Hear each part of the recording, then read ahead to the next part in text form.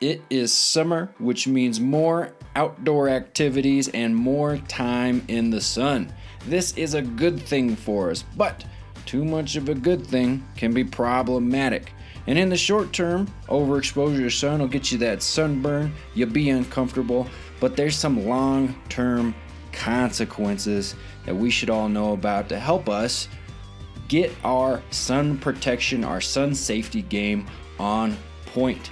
To learn more about this, I sat down with Dr. Melissa Voutsalath. Dr. V is a member of the primary care provider team at San Luis Valley Health, where she emphasizes in dermatology.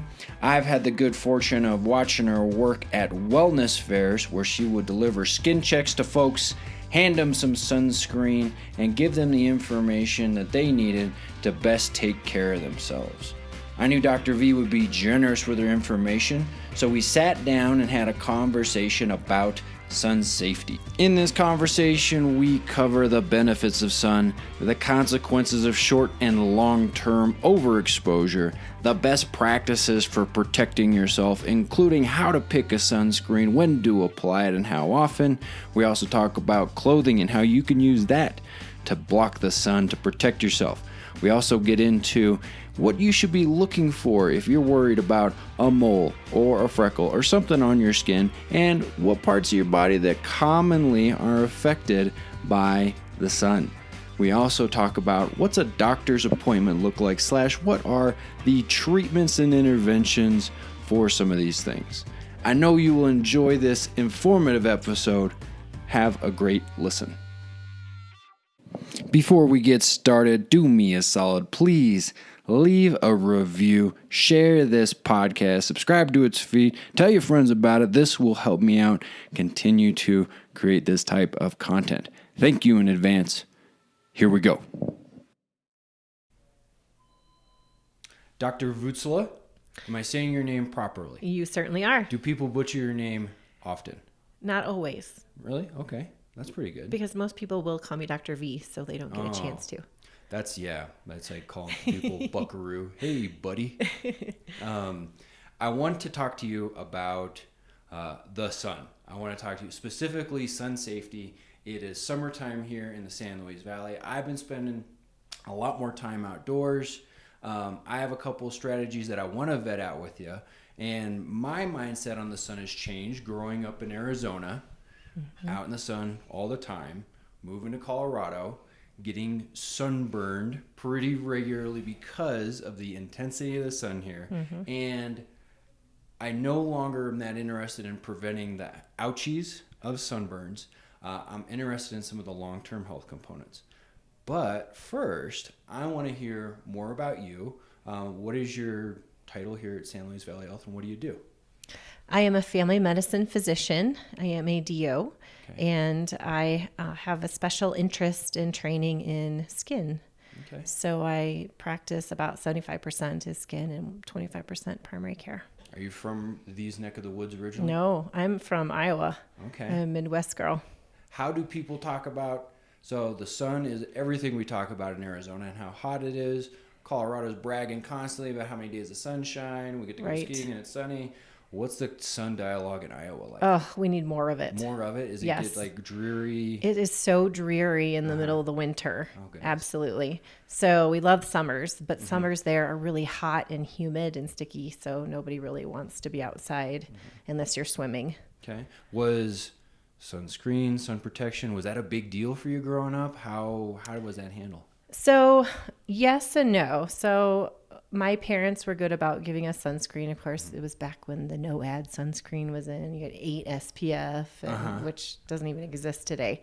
Not so big on always wearing hats and sun protective clothing, but yes, my mom was very keen on giving us sunscreen to protect our skin. Super. And so going through your medicine training, your DO training, you took a special interest in skin. Absolutely. And was there anything in particular that sparked that, or is it just something that fascinated you? What did you do? So I would say I did a derm rotation when I was a third year medical student, and ever since then I've had this love for skin and dermatology. And so since then, or after that, I sought out rotations. So I did about 12 months of derm during training. And then I worked for 2 years at the University of Michigan in their cutaneous surgery and oncology clinic as a research fellow with skin cancer patients. So we worked with melanoma patients, a more rare type of skin cancer, Merkel cell, which you don't ever hear about, but is actually more aggressive than melanoma. And then I helped out in Mohs surgery with patients who had basal cell and squamous cell. And that was 12 months, you said? That was 2 years. 2 years. On top of the 12 months of derm rotations. Oh, goodness. Okay, and typically, someone going through medical school, how long, unless they're going to be a dermatologist, how long are they spending in dermatology? So maybe 8 weeks. Okay. So you got a pretty big dose, and it was really cool for you, and you got to do some research, which sounds super interesting. Yes, it was phenomenal. Awesome. Now, how often are you talking about dermatology, skin topics with the patients that you see now in your primary care practice? Often, especially during wellness exams. I think that comes up often. I'm always asking patients at their wellness exam if they're using sunscreen or if they're performing sun safety. Okay, super. So let's get into some of the basics. I have some questions here that, let's see. Okay, before we get into the scariness and possible consequences other than just, ouchies, benefits of the sun is, do you encourage your patients to spend time outdoors? What are the benefits of the sun for us? Absolutely. I recommend outdoor activities. Not only is it great to have fresh air, but it helps your emotional well-being, your mood, being outside and being active. We have so many great outdoor activities, especially here in Colorado. I mean, we spend our entire summer outside hiking or biking or fishing, that it would be terrible if we couldn't partake in those activities just because they're so fun. But also for, having elevated mood, I think the sun plays a key role. So as I said earlier, I grew up in the Midwest, and in the wintertime, you're stuck indoors. You hardly see the sun for a month or 2 months at a time, and it really can impact your mood. So I think that it's beneficial in that way. Sun exposure, vitamin D, that's always a hot topic. I wouldn't necessarily say people need to be outside for vitamin D. And honestly, you really only need minutes of exposure to be able to get vitamin D. Okay. So if someone is low, I'm not telling them to go sunbathe.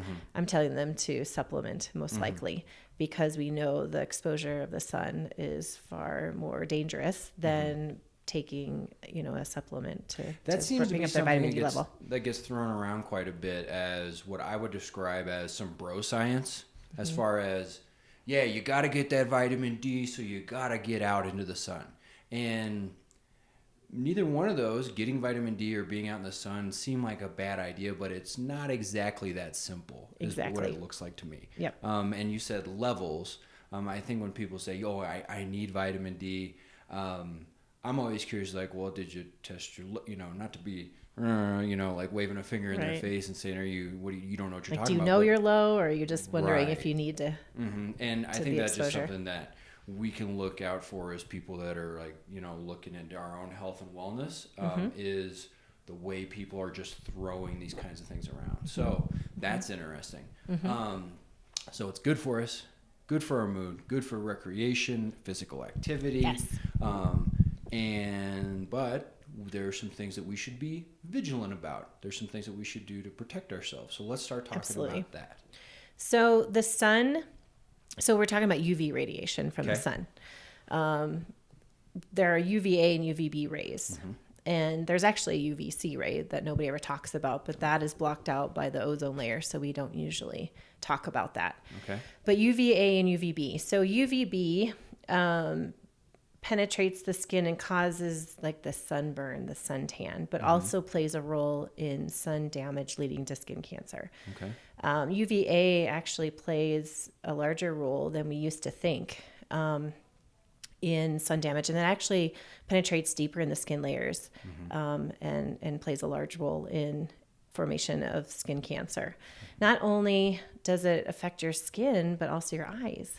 So when we talk about sun safety and protecting yourself, we don't always just talk about the skin, but we also talk about eye protection as well, because exposure can lead to cataracts, and people who are at risk for macular degeneration can make that worse as well. And there are people who end up with skin cancers on their eyelids or ocular melanomas. So those are some things to think of. So we want to avoid that UV radiation. And the best way to do that is to have a block from the sun. You either buy sunscreen or wide brim hats, sunglasses, sun protective clothing. Whenever you are wearing sun protective clothing, well, let's step back. So there's sun protective clothing, and then there's just long sleeves and long pants. So clothing in general, if it's a loose knit cotton, is still going to let sunlight through. Right. I've seen these things on, and it appears to be some type of marketing that an outdoor brand is doing, is they're saying, hey, this is a great fishing shirt because it is, I think they say UPF. Yes. And so they use a UPF 50 or a UPF 75 on the outdoor gear, and that gives added protection? Yes. So what that means, what it means is that clothing provides you, actually what it does is it blocks out or only allows 1/50th of the sun's rays to penetrate through the clothing. So that's where the UPF comes from. Gotcha. So I want to jump back a little bit too, back into some consequences. So not only is it our skin that we want to protect for short term and acute stuff. So that's like you get the sunburn. Ow, it peels, it's uncomfortable. That's a sad day when that happens. Chronically occurring, so that happens over a long period of time, then you're increasing your risk for different types of cancer, right? Absolutely. Okay. So that chronic exposure over time of those UV rays can change the DNA in your cells and cause genetic mutations that can then lead to skin cancer. And so it's the chronic exposure over time that leads to skin cancers, but also intensity and even short bursts of really severe sunburns where you're blistering, or like tanning bed use, can significantly increase your risk of skin cancer as well. Okay. And interesting enough, so where you talked about the UVA and UVB rays, UVB rays are more important when you're outside from 10 to 4 p.m. Okay. And not so important, as important in the wintertime. UVA is around year-round. And cloud cover doesn't necessarily protect you from it. Windows don't protect you from it. Windows can actually block out UVB rays. Okay. But UVA rays, they really don't unless you have a specific coating on those. Gotcha. And so keeping that in mind, I would encourage people to think about sun safety year round and not just during the summer because of those UV rays that you're exposed to throughout the year. And reflection from water and snow and ice can cause you to sunburn. Right. And so that cumulative exposure over the years and those short bursts then can lead to skin cancer, but also can lead to aging. Well, I was gonna ask you. I was gonna get what could be seen as maybe superficial, but this is the chronic, the exposure part. My understanding, what is it, elastin? Is that something to do collagen with and elastin in your skin? Our skin kind of bounces back, and we kind of burn that up a little bit, no pun intended, when we're overexposed to the sun? So with exposure to the sun, you have multiple different things that are happening in the skin that lead to aging. So yes, you can lose collagen and elastin in your skin, that you end up with more wrinkles because more laxity in the skin.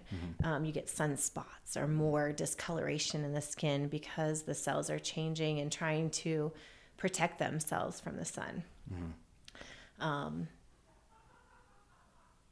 I think a lot of your overall health and wellness plays a role as well. But absolutely, if you were to ask for the one thing that someone could do to help minimize the aging process or improve the look of their skin over time, it would be wear sunscreen every single day. Okay, being properly protected from the sun. Yeah. It's going to slow down the it's going to not slow down the aging process. How would you say it? It is going to help you It may age appropriately as per your trajectory? Yes, versus earlier than usual. So if you've ever seen photos of even twins, one lives in Florida their entire life, the other one lives, who knows, in the Midwest where they're not outside all the time. You can see the difference in their appearance of their age based on the amount of exposure to the sun that they've had over the years. One thing that some people can check out, I think, is really interesting. There's an app called Sunface. Okay. I'll show it to you when we're done. How does it work? I mean, keep telling Yeah, me. so it's an app on your phone, and you take a photo of yourself, and then you can click on to show you what you're going to look like in 10 years without using sunscreen. Oh my. And then what you look like in 10 years with using sunscreen. And then add in like a melanoma or tanning bed use, and you can look, 10 years, 20 years, 30 years. And it's really interesting to see. And it shows you what it shows what you, what you would look like. I was impressed time. with Grigsby's, plug in your height and weight and triglycerides and it gives you a 58. It gives you a number. Oh, that's ABCDEs very risk interesting. score? Yeah. That's very interesting that it gives you, this is what It's is a visual. happen. Yeah, and it's not perfect, but it's pretty, when you look at that photo and you think, I can look that way with sunscreen or this way without, I think I'm going to choose the sunscreen. So to recap consequences, right? So I keep getting tangled on this. More rapid.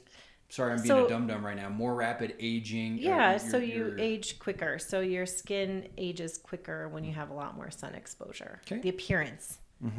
So your skin appears older when you're not practicing sun safety on a regular basis. Yes. You got short-term stuff, sunburns. Those are a bummer. Yep. Possible, increasing your risk of skin cancers. Absolutely. And the eyes. Yes. All right. So possible cataracts, possible eye cancer. You can potentially, so melanomas can occur in the eye, but I would say more commonly you would see skin cancers like on the eyelids and around the eye area. Super. But vision changes, cataracts, macular degeneration, all can be affected by the sun. I'm very interested in all that good stuff that we said about the sun, and I'm also not interested in all the stuff that we just talked about. So let's talk about the prevention components. Okay. You'd mentioned some as far as the clothes. There's different kinds of clothes. I get a little. There's two things that happen. I can start shopping for a sunscreen, and I will get heartburn trying to make a decision between brands and what they report is their functions, features, and benefits. Right. And I'll either get heartburn trying to figure it out, or I'll just pick one. Right? Sure. So can you help me with some guide rails, so to Yes, speak, absolutely. on what I should be looking for in a sunscreen? Absolutely.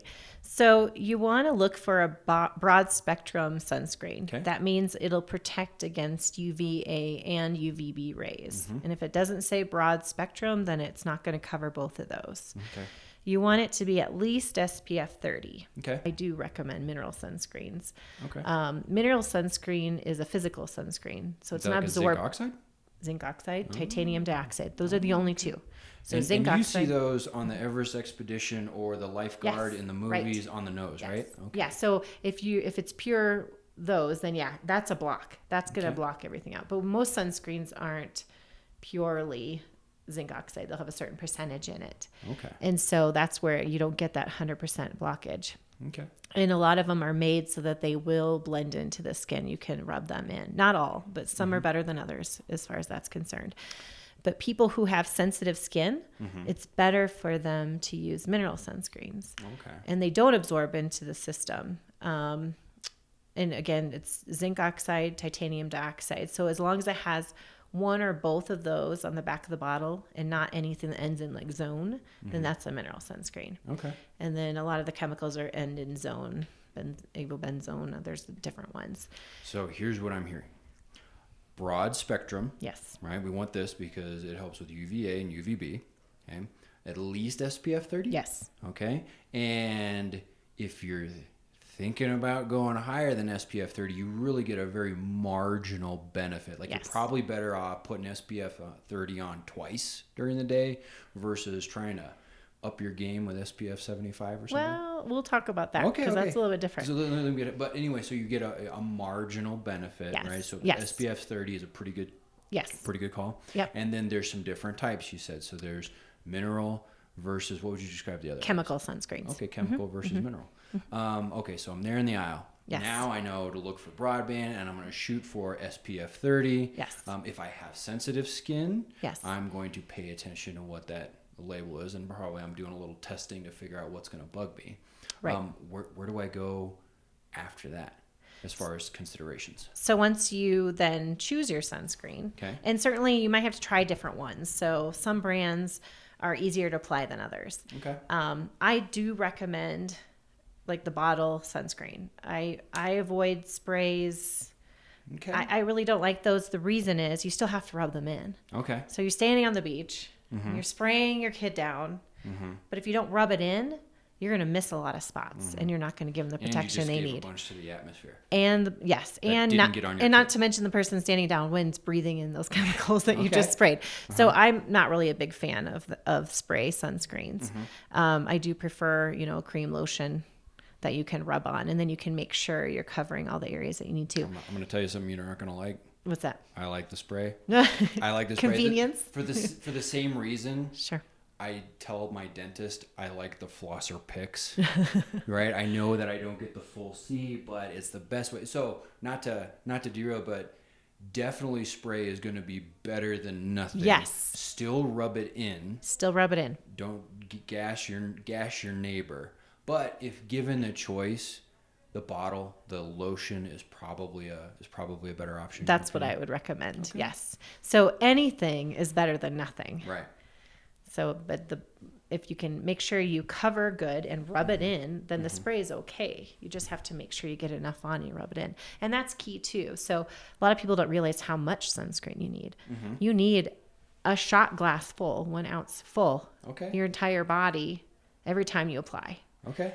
So you should go through a bottle of sunscreen in the summer, So not too long. Yeah. If you get a 12-ounce bottle of sunscreen, that should be good for 12 days. Yes. Right? Yeah, Okay. 12 applications. So this is good, right? So we talked about type, and now we're kind of talking about the dose, right? Yes. How much you should be using. Yes. And it's probably more than people may realize. Right. Okay. I think it's a lot more than people actually realize and actually apply. And remembering how long it's going to protect you and reapplying is key. So it needs to be reapplied at least every couple hours. Okay. Let's go off on timing here real quick, right? So it's Saturday. My plans are to make breakfast with my family. I'm going to go to the mailbox. That's going to take me a couple of minutes. And I'm going to go see if there's gas in the lawnmower. I'm going to be outside about 15 minutes. Okay. Am I in need? So at what amount of time that I anticipate being outside should I lather up? If I'm going to be outside for 15 minutes, is that lotion time? At what point would you recommend, if you know you're going to be out in the sun X amount of time, this is when you get lathered up? It's a good question. So I'm going to step back to how often, when you need to apply. So when you're planning to wear sunscreen, you should apply it 20 minutes or so before you go outside, so it's allowed to absorb and to work. I didn't consider this. And technically, if you're gonna be out for sporadically for a few minutes at a time, if you weren't to apply it, you're probably okay. However, consider in your lifetime, 15 minutes, how many days? That adds up to a lot of sun exposure where you're not protected at all. So what I would say is, yes, it should be your routine before you go out for the day, because you probably end up being out there longer than 15 minutes anyway. So I recommend people, when their daily moisturizer, wear a sunscreen. And you always have it on your face every single day. You're protected no matter what. So even if you're going to be out for 15, you're still then protecting yourself for that 15, because then that 15 extrapolates for every day that you go out for 15 minutes. And chances are you're going to be out longer than that. Gotcha. So protect yourself. And and there's a little bit of, I don't know, planning in there, like depending on what's the rest of your day. Right. I don't know. I hate to come back to, well, let's use common sense about this, because there's really never an answer to me. It's like, oh, I need specifics. Sure. But Sure. If you're gonna be outside, wear sunscreen. Yeah. Or cover up. Like if you're only gonna be out for 15 minutes, cover up. Okay. Wear a wide brim hat. Wear sunglasses. Wear long sleeves and long pants. Super. Then you're at least covering yourself up. Okay. Well, I feel I got some more handrails now. Okay. So I feel better when I'm sunscreen shopping now. I feel better about, okay, when is it I'm gonna need this, right? If I missed it, forgive me for asking you to repeat it. What would you say that reapplication interval is? So I would say at least every 2 hours. Every 2 hours. Okay. And you can look at the sunscreen because they'll usually say also like water resistant for 40 minutes or 80 minutes. 80 minutes is going to be better than 40 minutes. But I would reply I always tell patients 1 to 2 hours, especially if you're swimming or sweating. Okay. Because you're sweating that off. It's coming off in water, and water resistant isn't waterproof. And so you need to reapply. And that's one thing that people forget to do. It's not going to last you all day long. Right. So now, these are great guidelines now. So I know I'm going to be outside. I grease up. I'm ready to go outdoors. I've used my shot glass, my 1 ounce of sunscreen. And now I know that activity dependent, right? If I'm swimming, if I'm sweating, running, something like that, I'm going to want to reapply sooner. And if I'm just kind of doing regular type activity, 2 hours is a pretty good idea. Super. Yeah. Those are good logistics. Okay. All right. Now, how am I feeling about sunscreen? I feel good about which one I'm picking, how to reapply. Any other special let's go. Anything else sunscreen wise? How about? Do you want me to explain SPF? A lot of people ask about that and they're not sure what that means. I learned what it stands for. Oh, tell me. Okay. Sun protection factor. Yes. And my understanding was that if you have an SPF 30, yes. So if it took you X amount of time to get a sunburn, it would take you 30 times longer. Yes. Is that a good way to explain it? Yep, Okay. absolutely. Cool. Yeah. Knowledge from so the without internet. any protection, when you add SPF 30 on, it's going to take you 30 times longer to get to where you would get a sunburn had you not had anything on.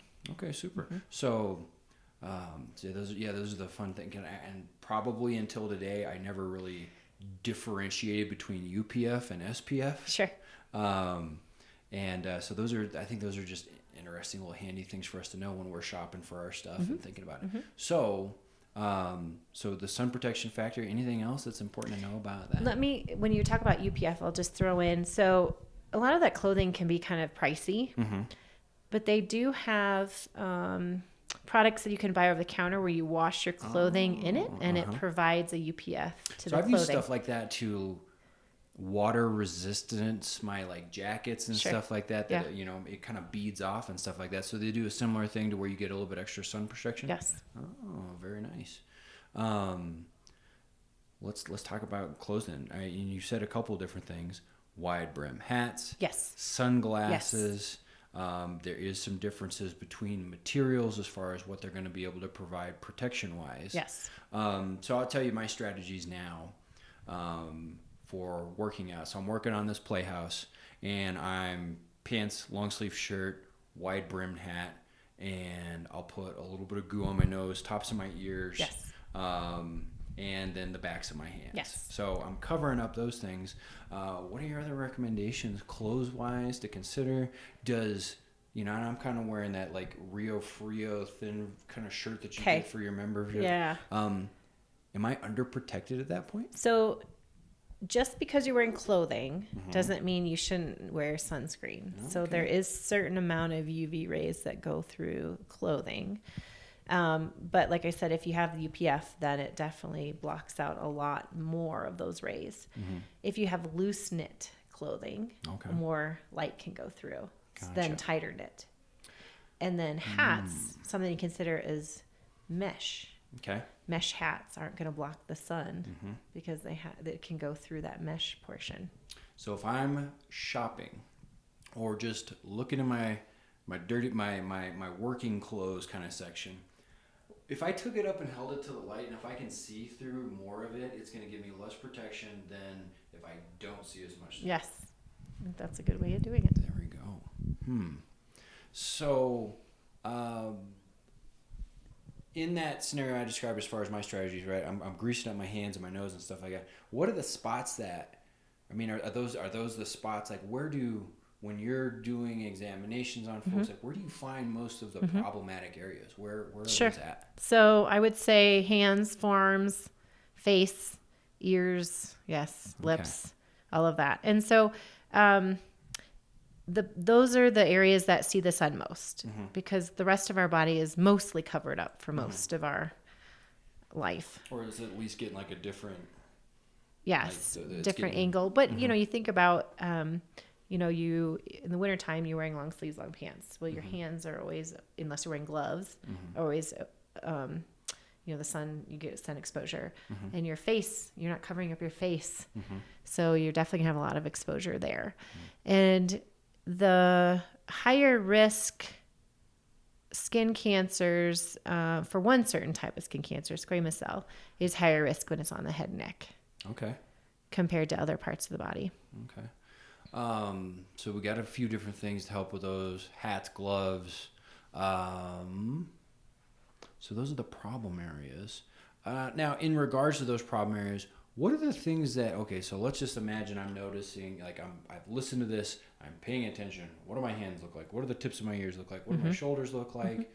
What should I be looking for that's hey, we got to think about this, or hey, I got to go ask some questions? What should I be looking for? Sure.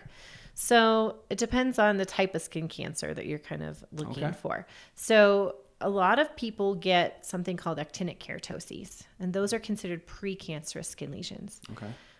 They're usually kind of red, scaly spots that don't go away. You think, oh, you got some dry skin and you moisturize it, it just doesn't go away. And they can show up anywhere where you've had sun exposure. Okay. And we usually treat those with liquid nitrogen, and we treat them because they can turn into squamous cell skin cancer if left untreated over time. And that's the second most common type of skin cancer. Okay. So that's the first thing. New spots that pop up and you're like, that just looks different. Yeah. Or if it's, really itchy and bleeding on its own, definitely needs to be evaluated. Basal cell tends to be kind of a shiny, pearly red bump.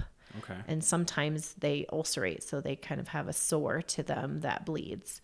But you can have superficial versions that look almost like a patch of eczema.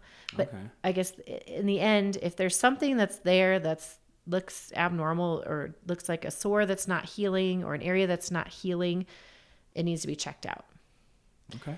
Now, when we talk about pigmented lesions or darker lesions, we think more about melanoma, even though there are what we consider amelanotic melanomas, so they're not dark. They're pink or they don't have that darker color to them. Most people in general will stop making new moles in their early 30s. Okay. So you're not getting a lot of new moles after that. So new dark spots that are popping up, you should take a look at and see. Now, there are other things that are popping up around that age. So benign skin lesions called seborrheic keratoses, which are these kind of anywhere from flat to raised, skin colored to dark brown, black, kind of rough, warty growths that you get with more birthdays, is what I tell people. Okay. Are not cancerous, but they're very, very common, and they can be somewhat genetic. So probably have family members that have those. Those pop up, in your 30s and later. Only about 30% of melanomas arise from a pre-existing mole. So a mole that you've had for years that's now changing. So you think about the ABCDEs of melanoma. So A is asymmetry. So it's different from one side to the other. Border, really jagged and irregular. Color, multiple different colors. D is diameter, and they say greater than a pencil eraser is concerning, though I have seen melanomas that are smaller. But E is actually one that I think of as probably the most important. So it's evolution, or the evolution of a lesion, or if it's evolving. So you have this, dark round spot, but it's symmetric and it's round, the border's smooth. But over time, you notice it gets bigger, more irregular border, more color variation. That change in lesion is concerning and would warrant getting that looked at. So then going back to about 70% of melanomas are just new spots that pop up. So if you have a new spot that then kind of meets that criteria, the ABCDEs, you should probably get it looked at. Okay. People also get sunspots, lentigos, and those themselves are benign, but they can become malignant. So I think in general, if you see a new spot that just looks funky to you, it's like, or something new that was never there and you're just not sure, something that's not healing, or if something's changing, it needs to be looked at. Sounds like that paying attention Yes. is probably a pretty good idea in regards to your overall system for protecting yourself Yes. from the sun and then the risk factors for it. Absolutely. Monthly self skin exams. Okay. Yes. And buddy exams save lives. Okay. So husband, wife, significant other, check each other's backs out. You can't see your own back. So my wife has been adamant that when the wellness fair is going on, that I go and talk to you. And I think I talked to Dr. Walker because I got a mole on my neck that is, I'd say it's bigger than a pencil eraser, but pretty round and is not, I don't see it, but to the best of my knowledge, it hasn't changed. It hasn't done the evolved. Yes. It's never been red, itchy, broken skin or anything like that. good. But yeah, she's really adamant that I keep getting that Checked look out. on that. Yeah, Yeah. she gets me stuff to cover it. Well, and one thing too to think of is we always talk about the ugly duckling. So people tend to make similar moles. And they may be atypical in appearance, but people tend to make, similar looking moles. So if you see something that's really different than the other moles, it has to kind of pique your curiosity, that ugly duckling lesion. Goodness. Well, monthly, and then definitely something to talk over in like an annual wellness exam or a health fair or a wellness fair when you have the opportunity to do that. Yeah. And would there be anything that's like red alert right now, got to do something about it, or is that just not the nature of this kind of health wellness medicine? Like, I would say if you have a spot that's changing suddenly, that needs to be checked out. okay. I've seen melanomas pop up within weeks. So something that's changing rapidly definitely needs to be evaluated. And those are the ones you want to catch. You want to catch the melanoma because those are the ones that are going to spread and potentially can be lethal. Basal cell and squamous cell very rarely spread. Squamous cell can, but it's really low risk. But melanomas are the ones that we want to catch and catch early. And I had kind of mentioned earlier about a more rare type of skin cancer, Merkel cell, which looks different. And that is definitely more rare. I haven't found one here in the Valley. I've only seen them at the university setting. They're that rare, but those even more aggressive than melanoma. So let's imagine, oh man, my mole appears to be changing shape and some things that are now concerning to me. It's going to be scary when I say, hey, can you take a look at this? Because right now I don't know. What do interventions for this kind of stuff look like? I mean, I could see myself getting really as worked up, if not more, than when I'm shopping for sunscreen. Now I'm going, oh my goodness, what's going to happen to me? Sure. What do interventions typically involve? I know that's not a great question, but I just no, it is. It's great. Just know what to expect. Okay. Yeah. So an initial evaluation, we'll take a look at the lesion. Okay. And if it looks like something that can be monitored, then we'll do just that. Take photos and measurements. I often take photos on a patient's phone so they have it available to them to monitor for changes. And then if they notice any change in size, color, shape, any of that, then they come back to me and then we do a biopsy. If it's concerning enough to warrant a biopsy that day, then we can do that.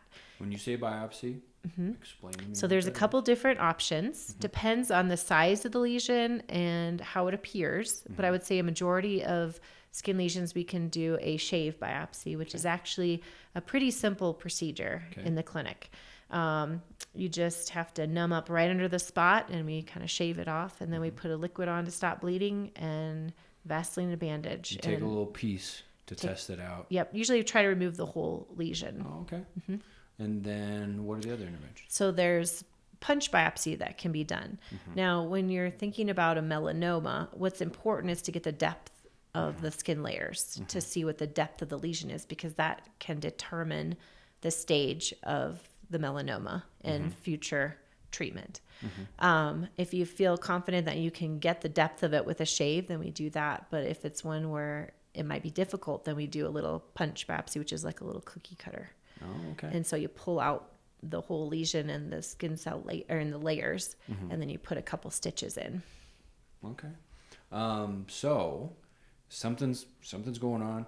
Definitely ask some questions about it, and then what you could probably expect is you're possibly monitoring it, maybe having you monitor it. I'm gonna keep my eye on this, and if things look a little bit more seriously, you're gonna need to take a little bit of it, if not the whole thing, and kind of go from there. Yep.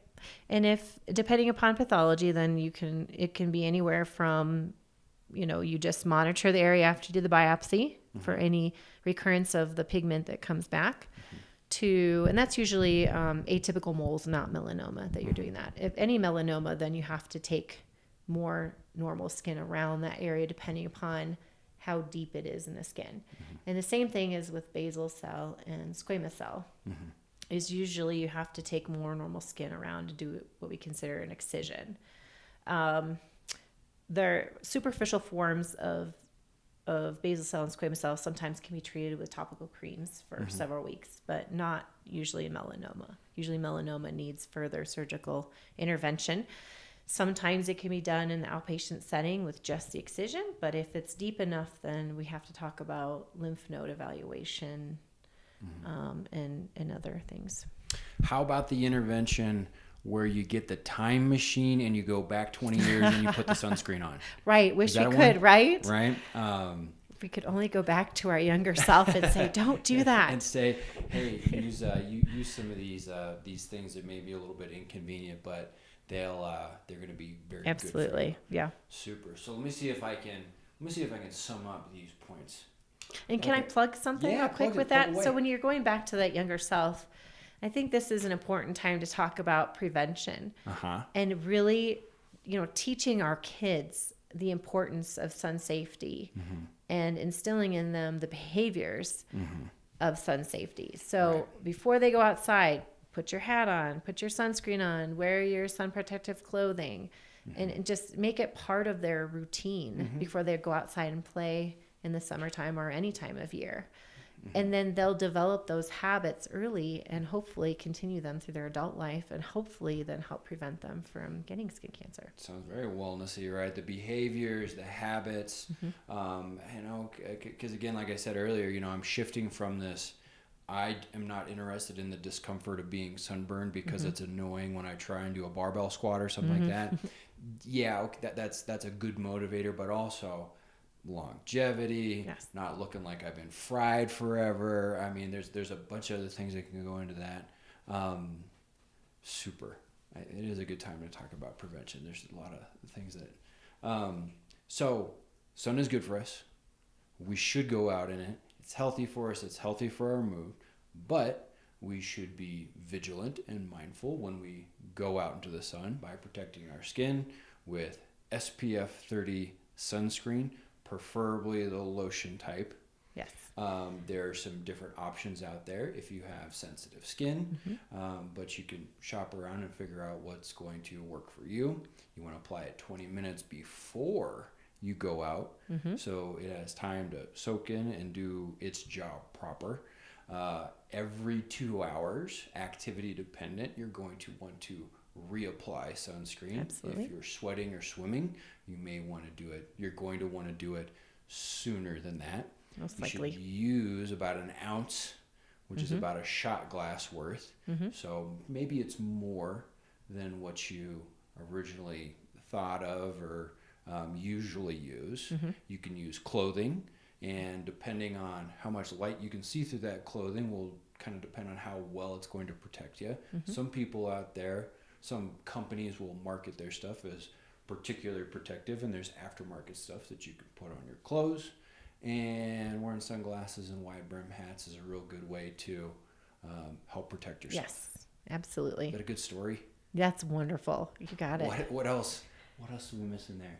And then if you do notice some things, in particular, the common spots, ears, nose, hands, shoulders, take a look at it. You said ABCDE. Yes. ABCDEs. And that was asymmetry. So whether or not it looks, it has the same size on both sides. It doesn't look like a kidney. It looks like a circle. The border irregular. Not smooth. So not smooth or smooth. So if it's not smooth, that's concerning. Okay. Smooth border would be less concerning. Gotcha. So. C. I think I've spent my cognitive money. C. Color. Okay. So it should be all one kind of homogeneous color. And if it's multiple colors, that would be more concerning. And D. Diameter. So bigger than a pencil eraser? Yes. Okay. And then E is evolution and whether or not it's changing. Yes. Ooh. Go on into your doc, have them take a look at it. They can help you out. And you may need to have it shaved or potentially. biopsy or something like that. But there's probably a whole lot of folks that talk about this stuff on the internet too. Not to encourage people to go out and terrify themselves, but if you're in a situation where you need to know more about what to expect, I'm sure there's lots of folks out there that have that information. Let's do that. What are some resources that you recommend to folks as far as I'd be careful on, just going on YouTube and watching a video, but I direct people to the American Academy of Dermatology website. It's a great resource for patients. I think the Mayo website tends to be good. There's a DermNet New Zealand website that I really like. That has a lot of great information on different skin disorders and diseases and has a lot of patient information. But going to a medical website like that to get information is better than kind of a random website. They probably won't show videos of what biopsies look like. I'm sure that can be found elsewhere, but I, again, caution people on just watching a random video. I watched them pull out wisdom teeth. I'm so glad I didn't watch that before I got my wisdom teeth out, because there's some things that are, The good thing is that the biopsies are really pretty simple procedures in the office with very little downtime afterwards. So low risk, some discomfort, very, very good for you in the long term relative to the amount of discomfort. Yeah, the worst part is just numbing up, and it's usually just right under that spot. So it doesn't last long, and then, a little soreness afterwards. But well, super. And I think that a good, I don't know, I mean, what you said about habits and behaviors can't be, I mean, that's it. It's very important. These things, trying them out. Yes. Knowing that you're not going to, maybe if this is something that you haven't done before, being kind to yourself about like, okay, hey, we gotta practice this, and oops, I forgot this time. But I spent a lot of time not flossing. Now I floss all the time, right? As I'm, we'll call it 6 days a week. I'm just going to brag on myself, right? So that's most good. of the time, but it wasn't that way for a long time. Right. You had to train yourself. You had to build it into your routine, and that's the same thing with this. One thing I do want to make sure we do touch on that we haven't talked about is tanning bed use. Oh, okay. So let's talk about that, because that's super healthy and good for you, right? No. Oh, I would not recommend it for anyone. Okay. It's mostly UVA rays, and even if you start tanning before age 35, that increases your risk of melanoma by 75%. So even one tanning bed session significantly increases your risk of developing melanoma. The only kind of light therapy you should do would be under the direction of a physician, specifically dermatologist, for certain skin conditions. Gotcha. Otherwise, I do not recommend that anyone ever steps foot in a tanning bed because of the risks associated with that. Let's get practical here for just a second. Say I really, really need a I need a super tan. I'm getting married or something like that. What would be a harm reduction option for that? So let's think about that statement you just said. Harm reduction. That, and let's step back to need a golden tan. I think the problem is everybody thinks that a tan or base tan is healthy and safe, right? No tan is safe. Oh, okay. Because it indicates damage, right? Yes. So tanning is your body's cells' response to sun damage to try to fix itself. And so the tan does not provide protection. It's actually trying to fix itself. So there is no safe tan. Okay. Now, you can do everything right and you can wear sunscreen, and some people will just naturally tan, and that's going to happen. But as long as you're protecting yourself and using sunscreen and clothing, then that's good. At least you're protecting yourself. But to go out and get a tan to try to protect yourself it's not. So there's no free lunch when it comes to culturally, socially acceptable aesthetics of the tan. No, like it's pale is the new tan. Like you don't want a tan because that means that you have a sun damage. Okay.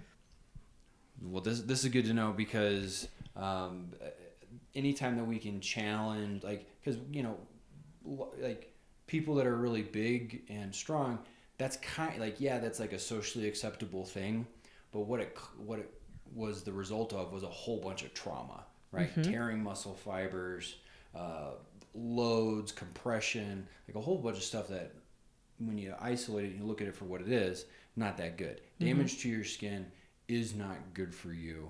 Right. Short term, long term. Right. There are consequences Absolutely. to it. So maybe the people that this isn't a moral situation, but I think that is good information for folks that may think that this is a better idea, or these are my motivators for doing this, to at least have that information available to say, ooh, well, I thought, because honestly, I didn't expect that. I'd say like, oh, well, if going outside is good for you, you should have a little bit of tan, and that would be an indicator that I'm going outside, and if I'm using my sunscreen and I'm getting a tan, that I am being extra healthy.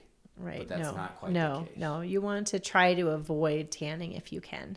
Okay. And I'll also say that, there's different skin types based on race, ethnicity, all of that. And so no one is immune to skin cancer. Okay. So yes, there is some innate protection if you have a darker skin type than a lighter skin type, but no one is immune. So even if you have a darker skin type, you can develop skin cancer, and I think that's important for people to know. Anything else that people ought to think about?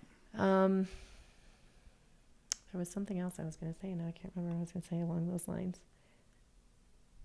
Maybe it'll come to me. Okay, if it does, we'll edit it. We'll edit it in somehow. Thank you so much for sharing that information about just how things work, what to expect, and if someone wanted to schedule it, like if someone's worried about something, is it a good idea to call the Stewart Avenue Clinic and ask you specifically? Absolutely. Super. Well, in some kind of show notes, we'll include that telephone number so that people who come and talk to you, Dr. Melissa Voutsalath, about something that might concern them in regards to their skin. Yep. And just as a plug, I am not a dermatologist. I know we talked about my training earlier. I just do have that extra training from my background as far as skin is concerned, but I do work closely with regional dermatologists for patients where it's more appropriate for them to see a dermatologist, or have a more complicated case that need to be seen by dermatology. So I do what I'm comfortable with here in the family practice setting, and will refer on if needed. Awesome. Thank you so much for spending this time with me, Dr. V. All right. Thank you so much. Bye-bye. Disclaimer. Do not use this information as medical advice. Instead, see your own family doctor for care. The opinions expressed do not represent the opinions of SLV Health. That's it for this episode of the It's Wellness Time podcast. Thank you for listening along. Please take a second to review, give it a 5-star rating, share it with your friends, do all these things via the social medias. That will help me show that folks are out there listening. I look forward to bringing you more information, more inspiration to help you with your wellness. Have a super day.